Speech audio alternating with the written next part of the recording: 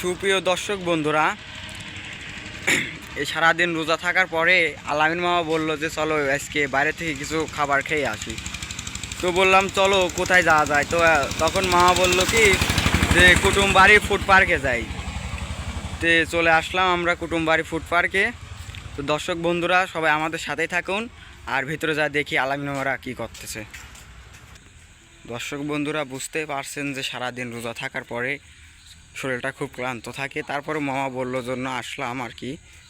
মামা এই তো মামা চলে আসলাম।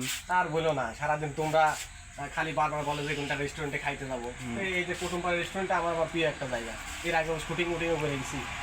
তো হঠাৎ করে রাব্বি, রাজল এবং তুমি নিয়ে চলে আসলাম। এই যে খাওয়ার আইটেম দেখো। সারাদিন রোজা থাকার পরে এতগুলি খাইতে পারবো? চেষ্টা করলে সব সম্ভব, বুঝো না এই বিষয়টা। শরীরটা এমনি ক্লান্ত। আলামিন ভাই যেখানে তার সেখানে কিছুই মনে হয় না সব খাবার। না আমি এই যে এই কথা বলা যাবে না, আমি কি বেশি খাই রাব্বি? আমি সারাদিন পরে ইফতারি করেছি, ঠিক আছে। ইফতারি করার পরে হঠাৎ করে যেহেতু একসাথে থাকি, আমরা একসাথে বড় ভিডিও টিডিও বানাই, এই জন্য হঠাৎ করে ভাবলাম যে আমরা কিছু এখানে আয়োজন পাতি করে ফেলাই। ঝুলেই উঠে যাবে, আপনি দেখলে ঝুলেই উঠে যাবে। বলে কি এই যে এখন মনে করো আমি সিস্টেম করে দিচ্ছি, ঠিক আছে, আগে আমরা একটু করে নেই। মামা তুমি কিছু কথা বলতে থাকো, আমি একটু আস্তে আস্তে বাড়তে থাকি। মামা হ্যাঁ মামা, খিচুড়িটার কালারটা কিন্তু খুব সুন্দর, খেতেও মনে হয় খুব সুস্বাদু হবে। এর আগে আইছিলাম, ঠিক আছে, একদম টাটকা গরমে দেখো কেবলই রান্না করে দিলাম। এই মাত্রই রান্না হলো, বুঝছো। তো খিচুড়িটা আমার খুব প্রিয় একটা খাবার। তো ভাবলাম যে চলো খিচুড়ি কিন্তু আমিও খুব পছন্দ করি মামা। আর তার সাথে যে বুঝতেছে না এই যে খুঁটির এই মাংসটা কিছু একটু বলে দাও দর্শক বন্ধুদের। দর্শক বন্ধুরা, এটা হচ্ছে খুঁটির খাসির মাংস, খুঁটিতে রান্না করা হয়। দর্শক বন্ধুরা আপনাদের দাওয়াত রইল, এখানে এসে খাইয়ে জানাবেন যে কি রকম এখানকার জিনিস। অবশ্যই অবশ্যই, যদি আশেপাশে পাবনার মধ্যে যদি কেউ থাকে তাহলে অবশ্যই জানো কুটুমবাড়ি রেস্টুরেন্ট। এটা হচ্ছে চাটমোহরে। খুব সুন্দরভাবে থালে থালে বেড়ে দিচ্ছ। সিরাজুলের সাথে একটু কথা বলছো দেখি। তোমার কেমন লাগছে দাজল এখন? অনেক ভালো লাগতেছে। সারাদিন পরিশ্রম করার পর তারা রোজা থাকে, যে ভাবলাম আলামিন ভাইকে আমরা জোর জোরম করলাম যে ভাই কেন বেড়াতে যাবো, মানে বেড়ালি পার বিনোদন জিনিসটা ভালো হয়। বেড়ালি পার আলামিন ভাই যেখানে যায় সেখানে কিন্তু বিনোদনটাই বেশি হয়, তাই না? যে ভাবলাম যে আলামিন ভাই চলেন যাই, ওই জায়গায় যাই। এই জায়গা আমার ভালো জায়গা অনেক। আলামিন ভাই আগেও আসছে, আমরা আসি নাই। তো ভাবলাম যে আলামিন ভাই নিয়ে যাই, আমরা ওই জায়গায় গেলে ভালো হবি। একজন চিনা পরিচিত লোক থাকলে পারে সেই জায়গায় গেলে পারে কত রকম সুযোগ সুবিধা পাওয়া যায়। আর আমরা যদি চারজন অজান্তে যদি লোক আসতাম তাহলে তো এখানে তো সমস্যা হয়ে যায়। তো ভাবলাম যে চলেন যাই, বেড়াতে আসলাম। তো অনেক সুন্দর জায়গা, সেই মনে আমি ফিল। রাব্বি ভাইয়া, এই খুঁটিগুলি কি বাসায় নিয়ে যাবো? এই আল্লাহ, এই কথা বললে রেস্টুরেন্টের মালিক মারবে না। না না, এই খুঁটি আমার এখানে দিয়ে যেতে হবে। অনেক সুন্দর দেখা যাচ্ছে তো। আমিও প্রথম দিন এটাই ভাবিছিলাম যে খুঁটিগুলি খুবই ভালো, ঠিক আছে। দেখছো মামা কত সুন্দর, এই দেখো খুঁটির উপর সবার তো ভাগ করে দিলাম মামা। হ্যাঁ, একটু ই করে খাই, সবাই ভাগ যোগ করে খাই, তাই খাইয়ে এটা পারবো আমার না। ভাগ্যে পড়ছে, এটা আমার। আচ্ছা, সেটা নিয়ে মারামারি করে সব দেখতেছি, ওটার কোনো টেনশন নাই। দেখো মামা কত সুন্দর সিস্টেম করে ফেললাম। খুব ভালো লাগছে কিন্তু মামা। এই যে মনে করো সারাদিন রোজা থাকার পর ক্লান্ত শরীর, এই বাইরে একটু বেড়ানোরও দরকার আছে। অবশ্যই অবশ্যই। বন্ধু হ্যাঁ বলো বন্ধু। তোমার কেমন লাগতেছে? আমার ফিলিংসটা বহুত সুন্দর, অবশ্য অনেক সুন্দর লাগতেছে। তুমি তো সারাদিন রোজা দেখতেছি থাকার বড় একটা লেগ পিস পাই গেছাও। তোমার ভাগ্যটা খুবই ভালো। পর। যদি থাকে কপালে, আপনি আপনি আসিবে। যদি থাকে নসিবে। আমি একটা কথা কব, হ্যাঁ বলো। এই যে একটা পড়তে রোষ, হ্যাঁ এইটা তো উচ্চায় বড় হয়ে গেছে, খাইতে কি পারবে? সেটাই সেটাই, আলামিন ভাই, আমার কথাও তাই। হ্যাঁ ও তো খাইতে পারবে না। একটু দিনই খাওয়ার খাই। সময় দেখা যাবে।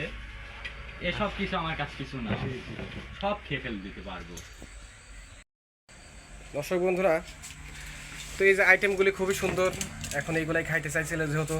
তো এই যে বসে আছে আমাদের রাব্বি, ইজাজুল। তো এরপরে এই যে আমাদের মামা এতক্ষণ অবশ্যই ক্যামেরার বাইরে ছিল। তো মামা, তোমার অনুভূতিটা একটু বলো।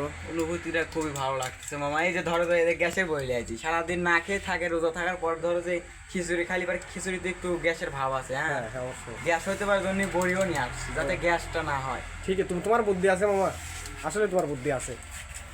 তো আজকে একটু মজা করে খাও, তারপর যদি ভালো লাগে অবশ্যই নেক্সট টাইম আমরা আবার আসবো, তাই না? অবশ্যই। ইরাজুল, তাহলে সবাই রেডি তো না? হ্যাঁ, 1 2 3 অ্যাকশন করবো। তারপরে খাওয়া দাওয়া শুরু হবে। হ্যাঁ। আচ্ছা আচ্ছা, বুঝতে পারছি। তো দর্শক বন্ধুরা, এই রেস্টুরেন্টটা হচ্ছে পাবনা শহর থেকে আপনার আসতে হবে হচ্ছে চাটমোহরে বাইপাস রোডের সাথেই হচ্ছে এই কুটুমবাড়ি রেস্টুরেন্ট। আর এখানকার খাবার মানটা অনেক অবশ্যই ভালো।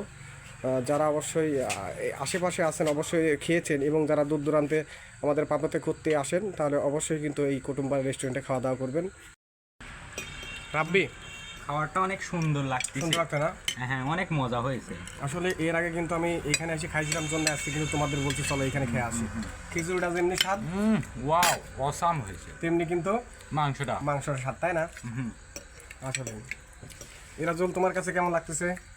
খাবার সময় এদের ডিস্টার্ব করা তো ভাই ঠিক হলি নাই রে। তারপরেও একটু দর্শক বন্ধুদের জানাও। অর্ডার দেন, প্লেট আগে দেন, কট দিয়ে আছে, তারপর আবার অর্ডার দেওয়া লাগবে এখন তাড়াতাড়ি। আরো খাইতে মন চাচ্ছে। এ, বাবা, এই যে এই মাংসটা কিন্তু দেখছো শাকসবজি দেওয়া আছে এর মধ্যে, অনেক তারপর- সুন্দর হ্যাঁ, তারপর আবার কিন্তু রান্নাটাও অনেক মাশাআল্লাহ ভালো, তাই ভাই। এই দেন কি রোস্ট না? রোজ বাবা, বসাও। ও তো রাব্বির আলো যেত, হুম, ওই লাগি মনে করেন যে আমি ওই ঈদে ঢেকে লিছি না, কারি লিবি নি। কারি লিবি না? কারি লিবি কিছুর জন্য, আমরা সবাই ও এনে কারি নেওয়ার তো কোনো সিনারি নাই। অনেক স্বাদ লাগতেছে, তাই না? হ্যাঁ, টুকটুক করে খাও। আসলে ভালো লাগতেছে, আমার নিজের কাছেও ভালো লাগতেছে যে অনেকদিন পর আমরা রেস্টুরেন্টে আসতে পারলাম। মামা, এই যে আমাকে একা একা রাখি, তোমরা তো সবাই খাচ্ছে, এটা কি ঠিক হচ্ছে মামা? একটা রাখি বলতে ভিডিও দাও তো, কারণ না কারণ, তাই না? এই জন্য মনে করো যে তুমি একবার ধরো, আমি একবার ধরি, সবাই মিলে যেহেতু একসাথে থাকি, এভাবেই হবে। মাংসের কালারটা কিন্তু খুব সুন্দর লাগছে, স্বাদ হয়েছে কিরকম? আমার কাছে এই রেস্টুরেন্টের মাংসটা খুবই স্বাদ লাগে। আর সাধারণত কোটের মাংসের কথা তো বলাই নেই। এই যে রাত এখন মনে করো 8:30 বাজে, আসছি সবাই মিলে একটু খাওয়া দাওয়া করতেছি, অনেক ভালো লাগছে মামা। খুবই স্বাদ না? খুব ভালো লাগে আমার এখানে। এরপরে মনে করো এই যে খুঁটির ভিতরে রান্না হয় না? এরপরে আবার দুধ চা খাবো, সমস্যা নাই। ভিআইপি দুধ চা আছে এখানে, দুধ চা খাবো। কফি আছে, দুধ চা আছে। দুধ চা এখানকার আবার প্রিয়, আমি ওইটাও খাইছি, তার জন্য তোমাদের আজকে এখানে নিয়ে আইছি। আচ্ছা মামা, হুম, তুমি তো দেখতেছি সেই খাচ্ছ মামা, আসলেই তার মানে স্বাদ হয়েছে। আমি এখানকার খাবার পছন্দ করি, এই জন্যই তো তোমাকে বললাম না, খুবই ভালো লাগে। কি ব্যাপার মামা? এই যে মামা, তুমি আমার খাওয়ার সময় খালি ডিস্টার্ব করো। দেখতে তুমি লাখ ডুবি দেখাচ্ছ মামা, কাহিনী কি?